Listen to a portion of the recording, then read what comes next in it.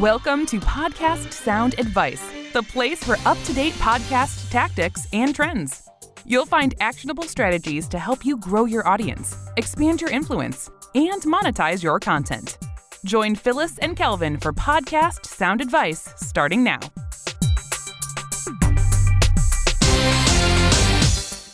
Thanks for joining us at the Sound Advice Podcast.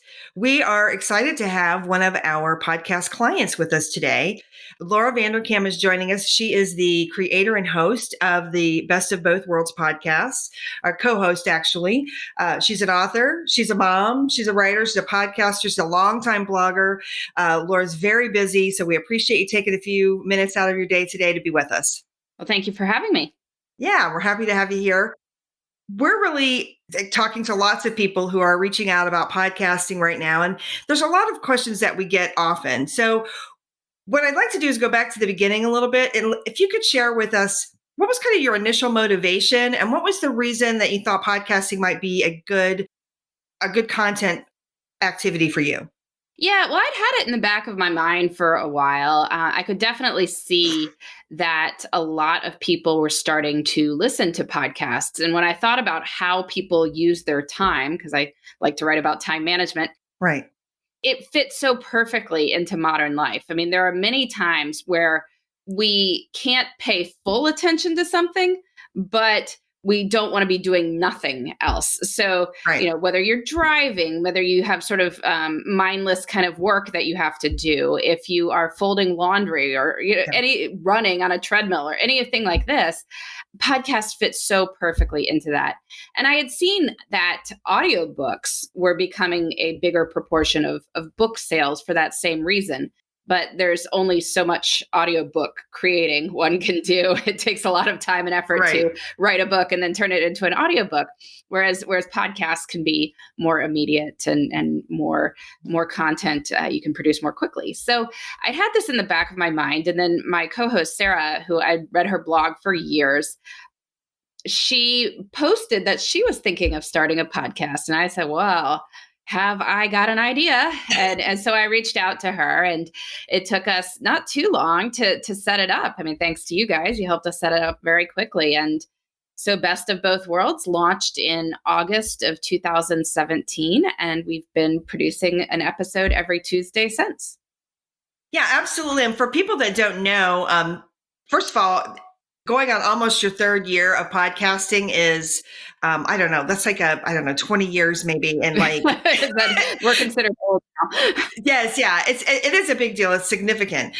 You produced over 140 episodes, I believe. I think next week will be 142 or 141. I'm losing track a little, but which is incredible. You've had 1.4, 1.5, 1.6 million downloads. Something like that. Yeah. Yeah. I want to say it's 1.5 or 1.6.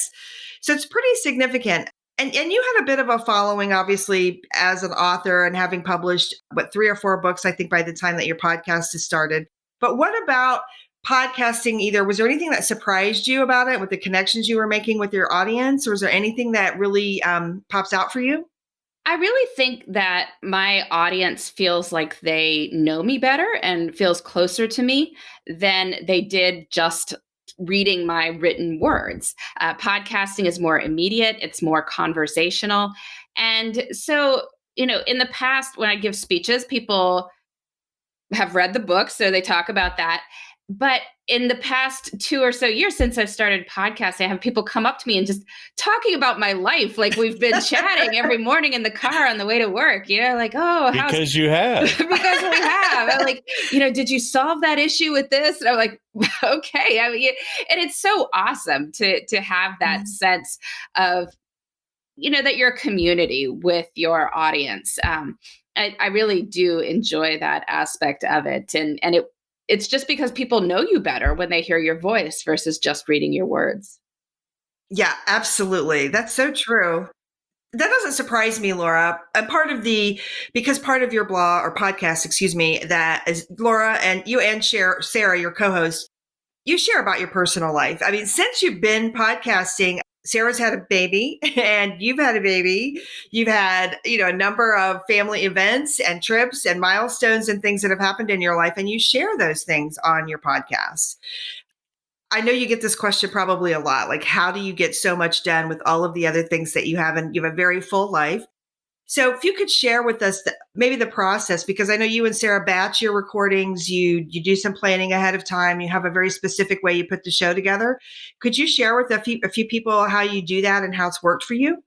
I think one of the amazing things about Sarah is she has a real job. I mean, a lot of us who are in this business have very flexible jobs, working for ourselves, things like that. I mean, she's works for a major hospital system. She sees patients all the time.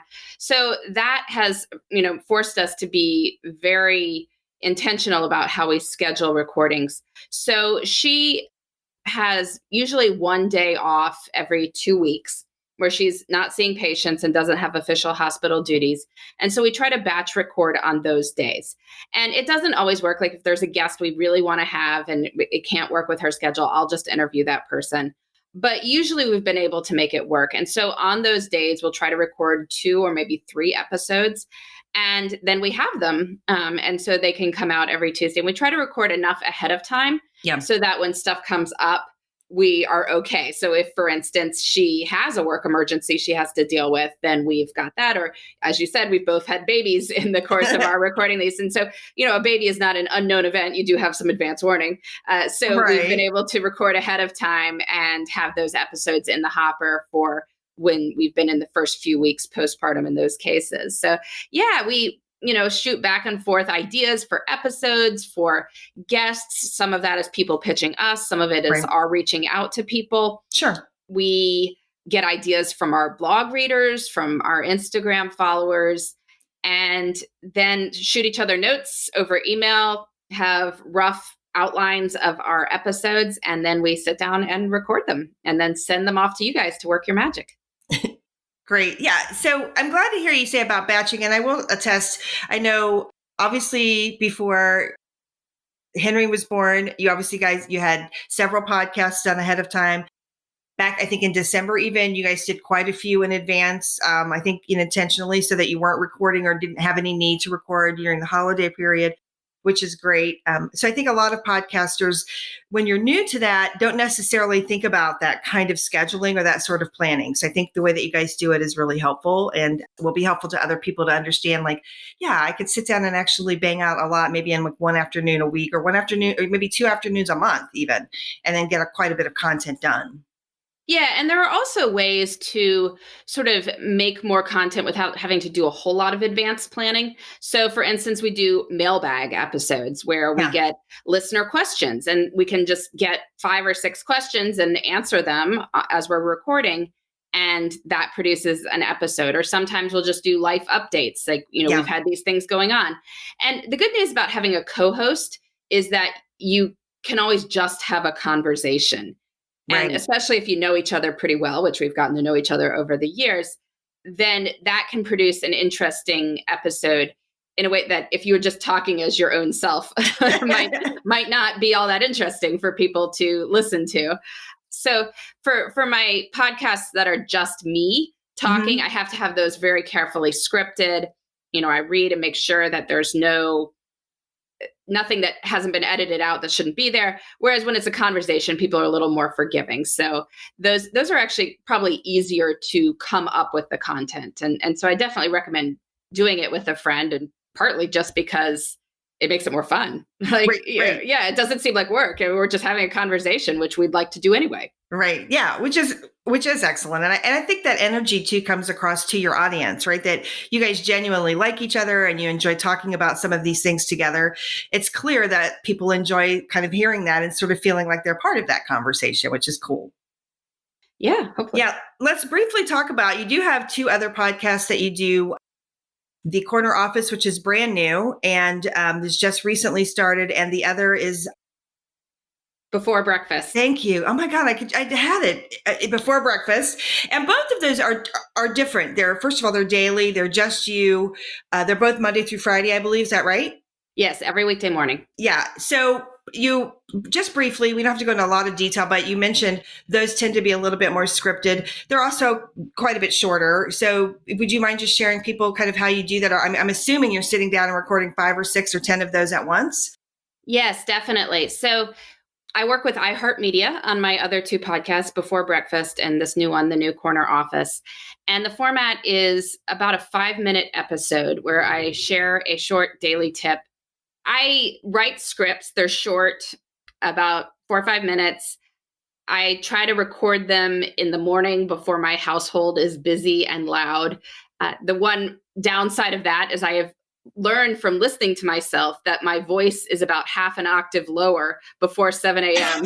than it is afterwards. Okay. And so if you're listening to this podcast, you're like, wow, you've got more of an alto than I thought you had. And that's what's going on. I'm trying to get better about it, doing a tea, honey, lemon, get some of the gravelly nature of early morning throat stuff out. But yeah, try to knock those off 5 at a batch, record 5 one morning for one show to get a whole week done. Right. Next morning, record 5 for the other show, get a whole week done. And that makes it a pretty manageable pace. Okay, great. Now, if somebody's listening and they are interested in podcasting, or something that they've been thinking about doing or they've been encouraged to do, what tip or what 1 or 2 things would you recommend to those people to either research and learn about, or to, maybe something that might be helpful for them to get started? Well, certainly thinking about having a co-host, just to have the option of having a conversation between the two of you become an episode. Finding a co-host you like because you want to keep talking to that person, and that will give the podcast some legs so neither of you is getting all that sick of it.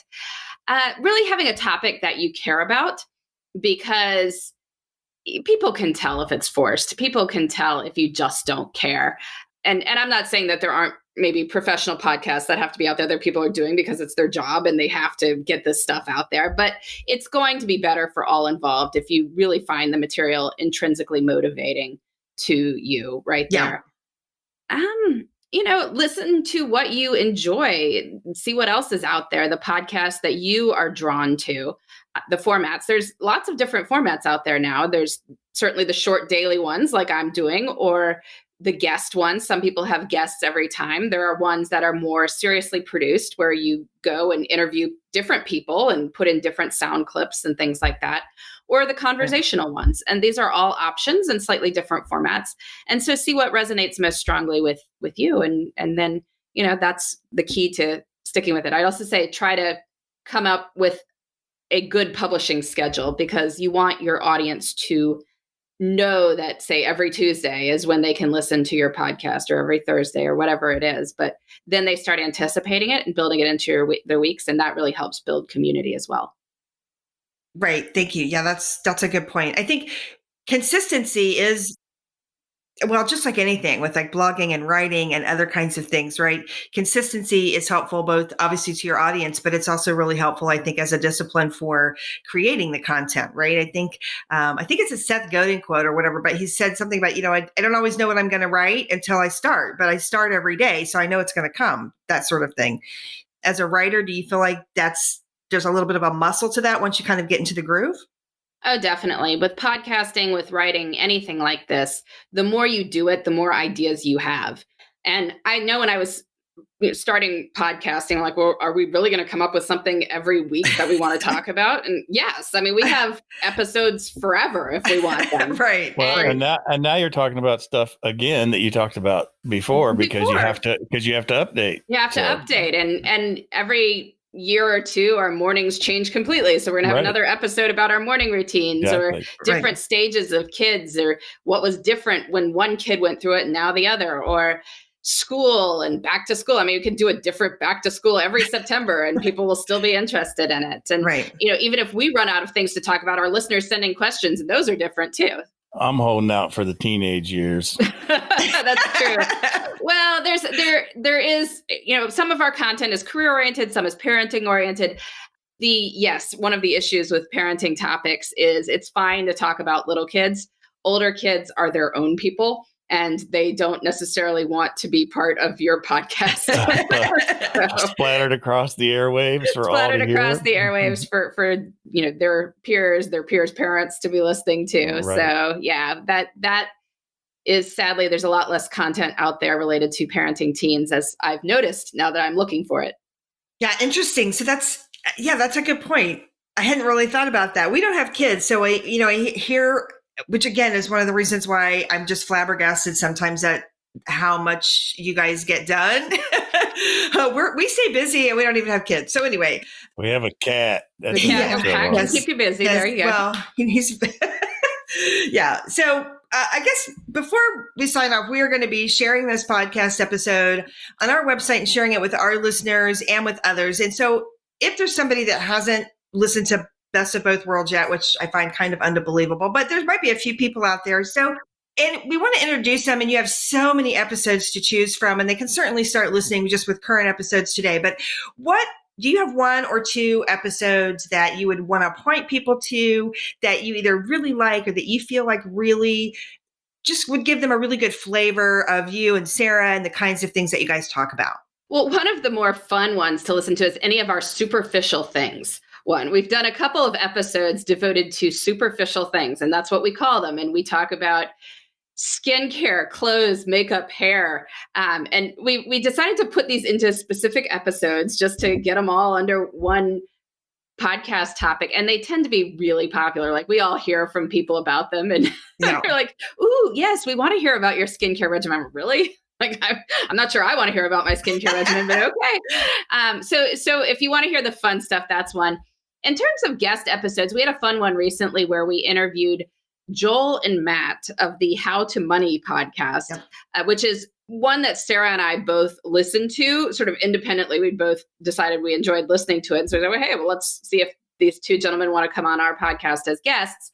And so that was a really fun episode just in terms of the back and forth from them, because we felt like we knew them from listening to their podcast. And Right. so just what we talked about earlier of having that immediacy with your community when people are listening to you all the time, I felt like I knew Joel and Matt already. And so the questions were very easy. The conversation was easy. So I thought that was one of our better guest ones. Okay.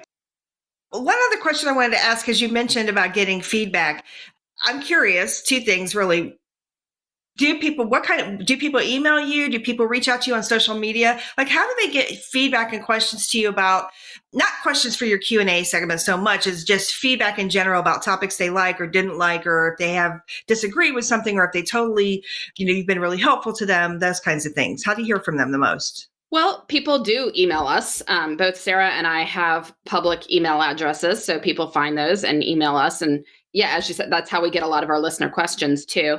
I post on my blog every week about our episode. And so there's a post where people can post feedback about it. We have social media handles. The Best of Both Worlds podcast over on Instagram is a place where we get a lot of feedback.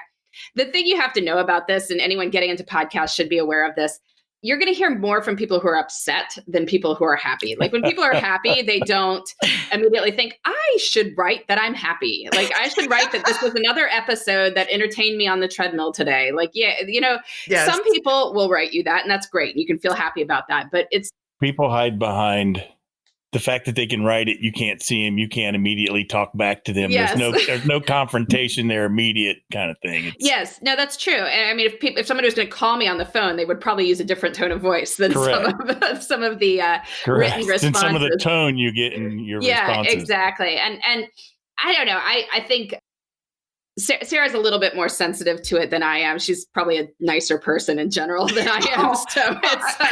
So she can get very upset when people are like, we hated this episode. She's like, oh no, somebody hated the episode. I'm kind of, yeah, great. Somebody on the internet didn't like us. Oh well.